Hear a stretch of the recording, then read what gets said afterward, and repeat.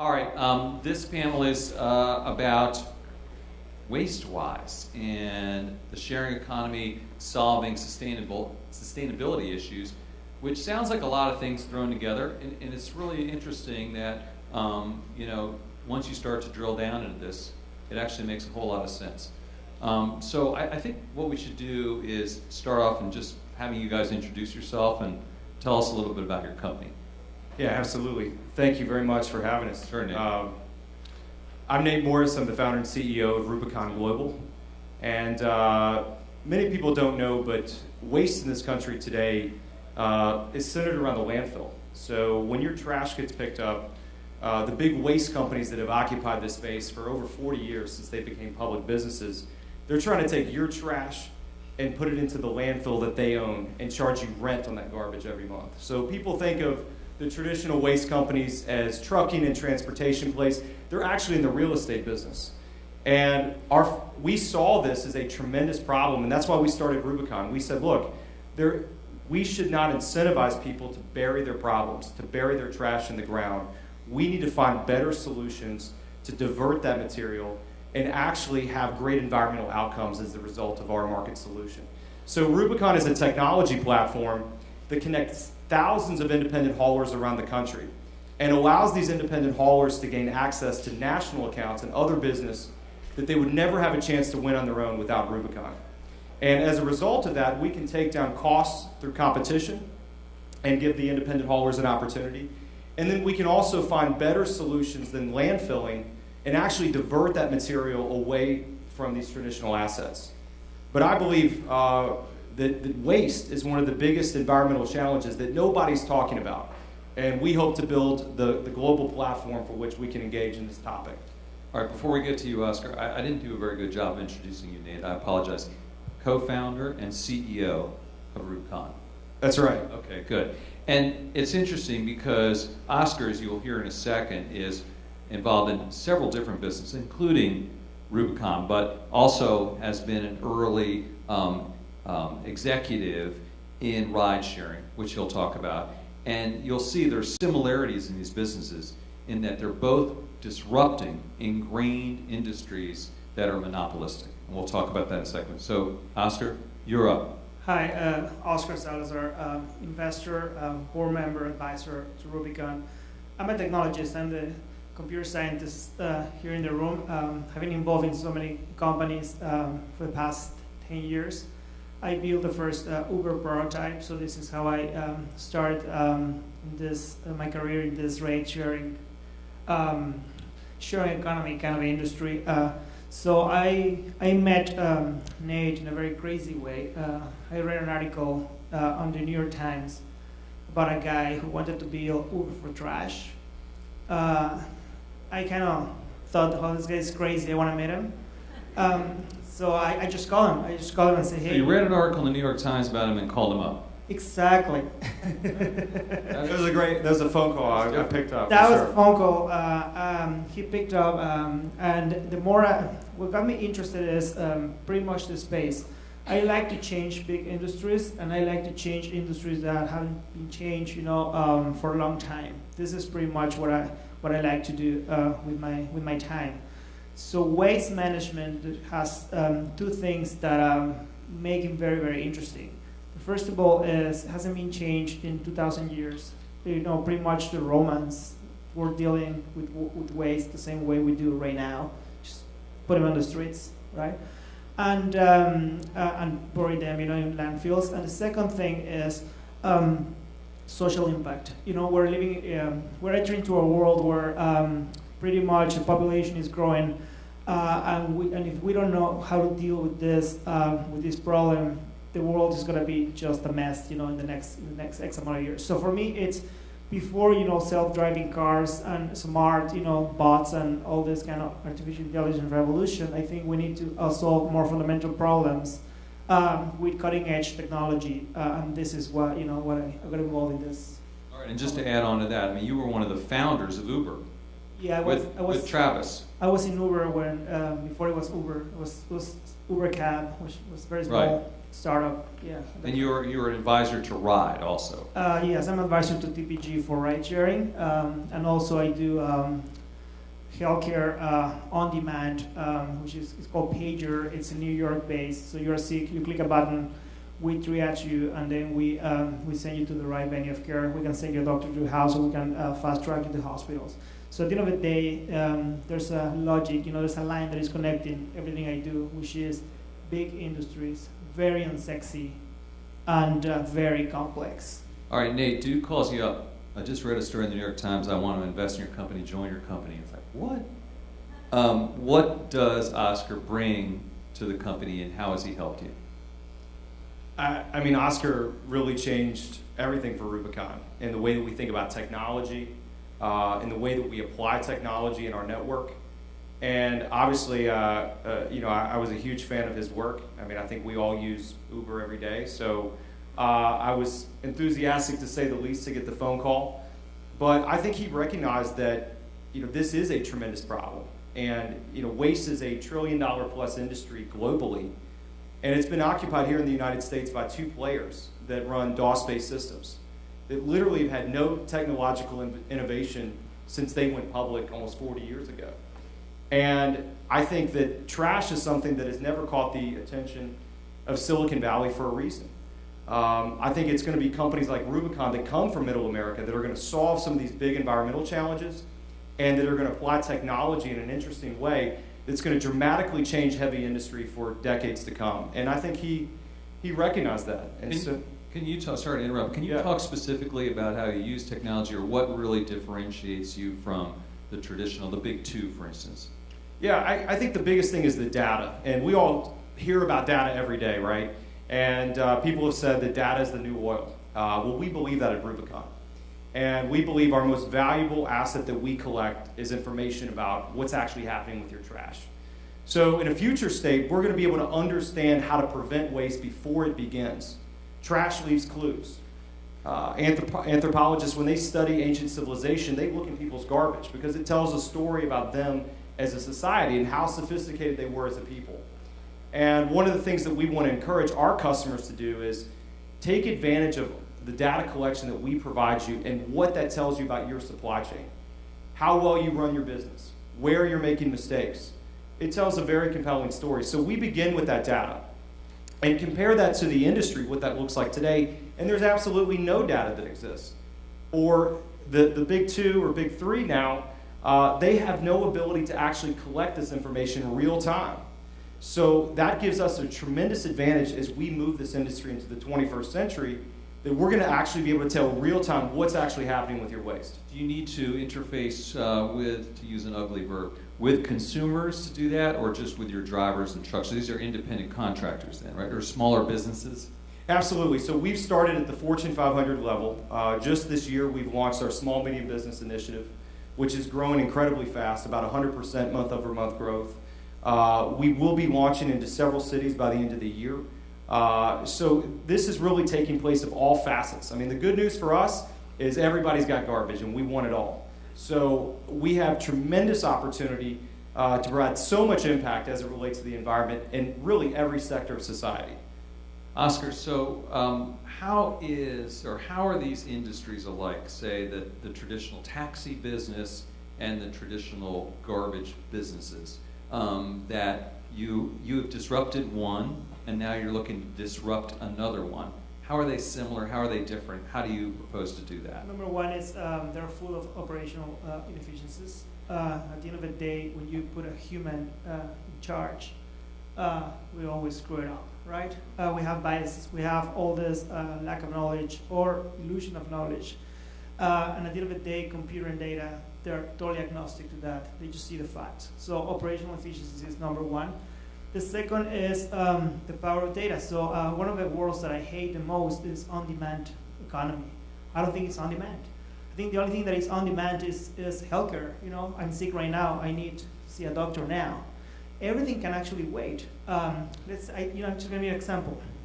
This is along the lines, about what you're saying, that we can predict anything right now with the data. So, for example, let's say any Uber, for example, they know that I take an Uber every single time from Monday to Friday from my place in New York to my work in Seoul. They know that every day. So why I don't just get the car? without ordering? Why should I have to open the app every single day and order a car? So we can actually, if we can understand, the behavior. Is that predictive, you mean? It's predictive. We're heading to a world with a combination of data and the right operational efficiencies can actually predict the future. So pretty much this is what Nate was saying. We know, your consumption patterns. We know how many pounds of waste you consume every day, and where is this waste is coming. So at the end of the day, it's not about being on demand. It's about using the data and fixing all operational efficiencies to make a seamless experience, for the consumer. The consumer being big business, or this is something that I push every day, direct to consumer. I totally see a world where after a party, I have 20 bottles of whatever, let's say wine or bourbon. I can click a button, somebody can come and pick it up, and take it away from me. So I totally see a world, where these efficiencies can be created, so we can actually aggregate and dispose, trash, and recycle more, in a city. So this is something that I totally believe. So you were right when you were saying, okay, are you targeting small businesses? Yes, we are right now. Big businesses, small businesses. But I see a future where anybody can actually dispose their trash in a very efficient way. Another common denominator, I guess, in these two businesses or industries is that they both have regulatory components. Absolutely. And that sort of speaks to the real crux of Concordia, right? Which is the private sector meets the public sector. Let me ask you then, Oscar, so how do you have to deal with that at Rubicon? Then I'll ask you too, Nate. Yeah. So I'm gonna answer a question from a technology point of view, which because you are the politician here, I am the technology guy. So what worries me is it's not about regulation. I think regulation are good for a reason. I believe in regulations. What worries me is that we are using a framework that was created maybe 200 years ago to regulate, right? So technology is moving so fast, so we should be talking about regulation 2.0. So how can we regulate, how can we create public policies that can regulate technology faster than ever, than any time in history? So that's the problem is technology is moving so fast and government is moving slow. How can we actually help, or how can we actually create an ecosystem where government and public policymakers can work together along, the technological challenges? Self-driving cars are on the road right now. We're seeing artificial intelligence becoming more part of our lives. Biotech, advances in biotech, all this happening right now, and we're still debating whether or not Uber is legal or illegal in some cities. Airbnb, all these or new Airbnb. companies, these disruptive Yes, sharing exactly. economy. We need to change the framework and create the new evolution, of regulation. Now he says you need to change it, right? But you're the guy who has to go into the meetings, and I bet you don't put that out front all the time. Hey, you all have to change. Yeah. Because that's they don't like to hear that necessarily. Well, look, I come from the persuasion that I believe business can solve a lot of problems that government has missed. And I think one of the things that we've seen is that the private sector has led tremendously as it relates to the environment on this category. So there have been several Fortune 500 companies that have made the commitment to move to zero waste over a certain period of time. So we're actually seeing a tremendous amount of pressure coming from corporate America to say, we're no longer going to accept continuing to bury trash in the ground. That's unacceptable to us as a brand and a company. And as we've seen, millennials are now making purchasing decisions based upon the CSR goals of companies. And they're actually exercising their perspective through their wallet, through supporting or denying these companies access to their daily lives. But I believe we can demonstrate tremendous leadership for government. The data, the information that we've collected, the success we've had in the private sector, we've been received incredibly well by policy experts, by politicians around the country that want to adopt the Rubicon platform. They know this is the way the industry must move. And I think politicians are beginning to see if they don't move in this direction, they're going to be left behind and their constituents may vote them out of office. Nate, aren't you facing a real complex web of regulatory agencies and bodies? You've got towns, cities, counties, states, federal. You have to navigate all that, right? Yeah, that's right. But I think the thing that we find is policymakers are hungry for change. Their constituents are demanding transparency. They want to see the data. They want better solutions. I mean, every mayor says to me, I've got to fix the potholes and pick up the trash. So this is a big issue for them. And they want the best-in-class solution that comes from the private sector because government hasn't gotten it right in this particular category. So we believe we can lead on this issue, and this is why I believe we've had a tremendous outpouring from the policy community to say, we want what Rubicon is providing today in the private sector. Can you bring this to our government? So we've been met with open arms, and I think it's going to give us a tremendous opportunity to go with the local, state, and federal levels. All right, we're going to open it up to questions in a minute, so get them ready. But let me ask you one question first, Nate, and that is recycling. Recycling. You know, we do all this stuff, and then people tell us they actually don't do anything. It's a myth. You put it all in different boxes and stuff outside, and then they throw it in a truck all the same place. It gets buried the same place. How much of that is true? I mean, how much of recycling is a myth, and how much of it is reality? Is it different every place around the country? What's up with that? Look, I'm not going to speak for every town and community, but what I will say is what we typically see is that companies do what they're incentivized to do, right? Their behavior reflects the way that they make money and the way that they get paid. And what I will tell you is the major waste companies in this country, they're making all their money by taking material to the landfill. When they recycle, they actually lose money by doing that. And that's what folks don't understand. And so through our approach, I believe we get the incentive right to keep material out of the landfill and to help reduce costs for companies or governments. So what we've seen is typically that more trash ends up in the landfill than should end up in the landfill. The technology exists today for this country to be zero waste. It's out there. The technology exists. Can we bring it to scale? I believe we can through the data and technology that we have and attracting the entrepreneurs market by market to provide alternative solutions to landfilling. But it's going to take collaboration, cooperation from the companies we work with, governments, politicians, everybody banding together to make a commitment to move in this direction. Okay. We are ready to take some questions from you all, so fire away. We've got one over here. Mike's coming to you. You got to be patient.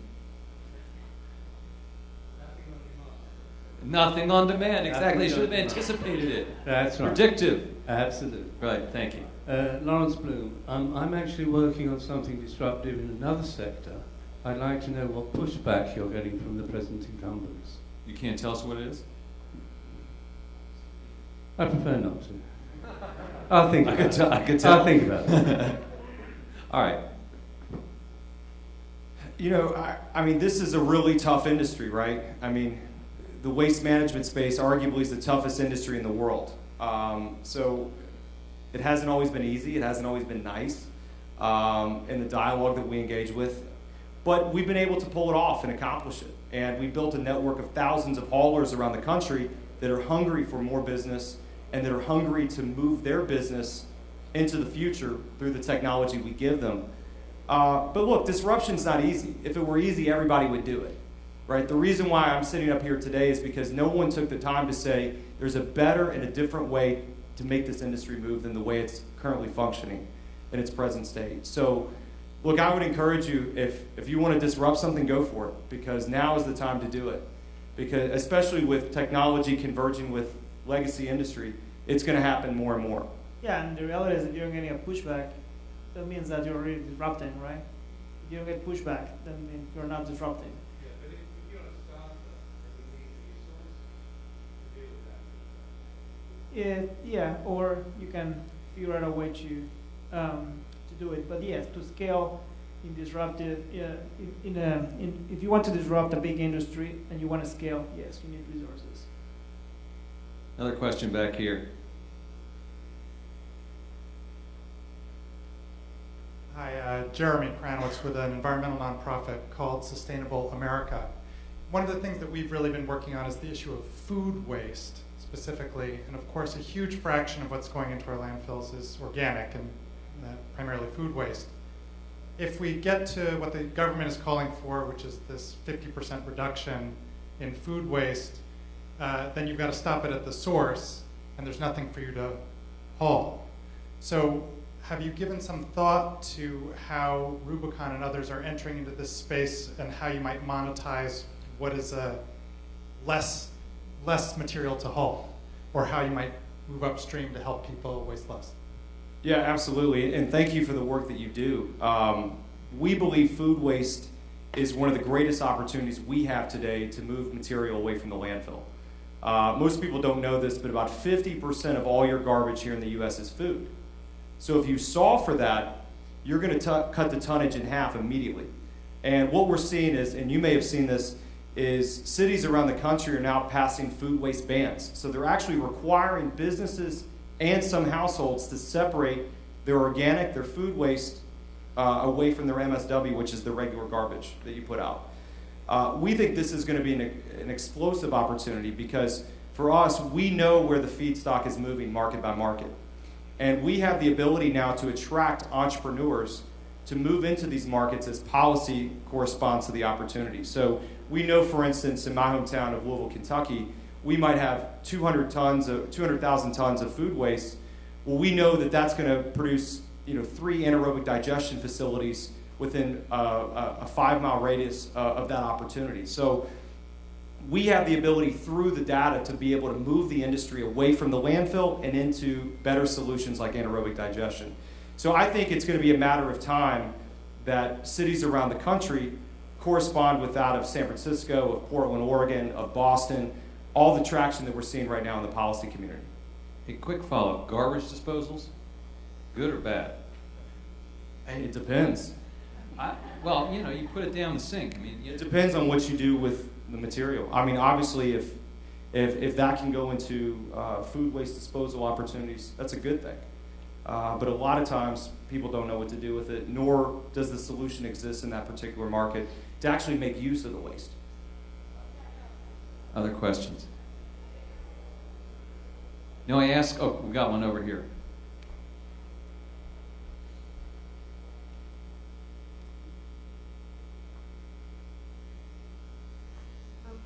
Do you happen to know what percentage of garbage is residential, and are you planning on moving into residential garbage?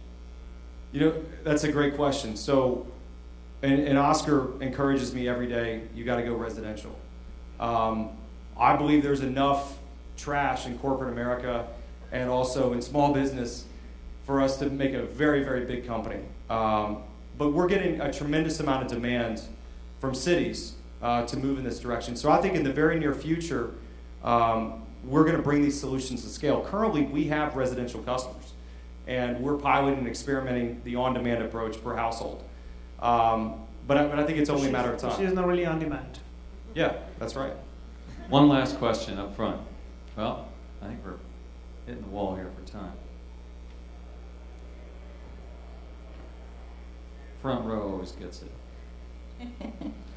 So a lot of the companies this year and towards the end of last year were downgrading their tech companies and writing them down 50% in some cases, like 75%. We know Theranos, Dropbox, and those guys. And I know you are either still raising or have completed the raise now, which is 50% higher than in December, I believe. How are you able to do that? That's like the highest, increase in a raise that I've heard of this year. Yeah, it's amazing you know that. But yes, we're going to be closing a round very shortly. It's actually going to be an up round. We're one of the few companies this year that's actually up. They're saying right now in Silicon Valley that flat is the new up round, right? So we're incredibly fortunate that we've had such a great year, and we'll bring in a very large strategic investor that I think will help us bring solutions like food waste to scale in the long run. But when Snapchat, Uber, Airbnb, they've all been flat this year, and we can go up. The future is very bright for garbage, so we're pretty excited about it. I was about to say, garbage is good, right? We're going to have to leave it at that, guys. Nate Morris, Oscar Salazar, thanks very much. Thank you. Yeah.